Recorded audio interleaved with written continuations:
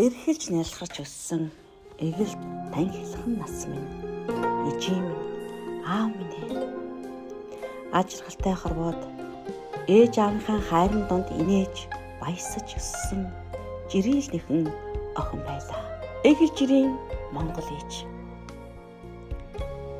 2024 онд Элгэний Сироз 4-р үе буюу сүүлийн шат гэсэн хүн донш сонссон. Тэр мөчөөс эхлэн миний амьдрал орвонгороо өөрчлөгдсөн. Та бүхэнтэй энэ зүйлийг ярьж байгаадаа уучлал хүсэж байна. Би амьдрахыг маш их хүсэж байна. Ганцхан гүрийнхээ дэргэд урт удаан амьдрахыг хүсэж байна. Ээжээ гэж дуудах үрсийнхээ хоолойг сонсохыг хүсэж байна. Ижи аав минь Монголын сайхан ард түмэндээ та бүхнээсээ чин сэтгэлийн тусламжийг хүсэж байна. Та бүхний минь өчүүгэн ч гэсэн тус хуваалцсан нэг пост өргөсөн нэг сэтгэл надад амьдрал бэлгэлэх болно.